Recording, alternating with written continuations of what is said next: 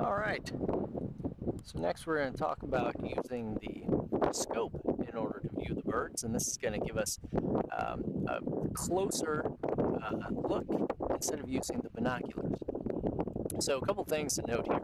You see we have a tripod all set up. In order to keep this as stable as possible, we also have hung a weight from the bottom of the tripod. In this case, we're using one of our binocular bags. That's going to keep the tripod stable. And then our lens is actually inside of that bag. And the kind of neat thing about this is that we don't have to take it out of the bag at all. Instead, we're just going to unzip the front here.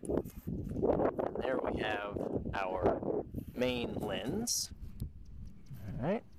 And then we can unzip the top here. This is going to be what we're going to be looking through. Unscrew this cap. And now it looks a lot more like our binoculars that we're using before, only we only have one eyepiece here. So again, we are going to try to look up at our red-tailed hawks that are nesting up in that bank of lights up there. A couple things to know when you use this.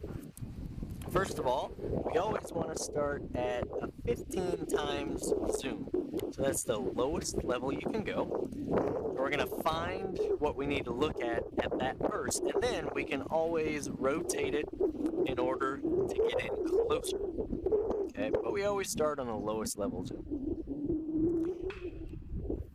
Now things will be focused for you pretty well when you're at 15 times, but once you move up to 30 or 40, you're going to use this knob here and rotate it left or right to bring the higher level of magnification into focus.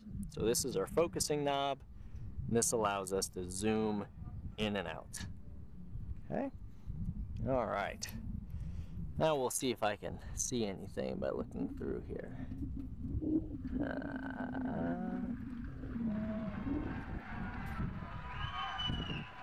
That's pretty difficult.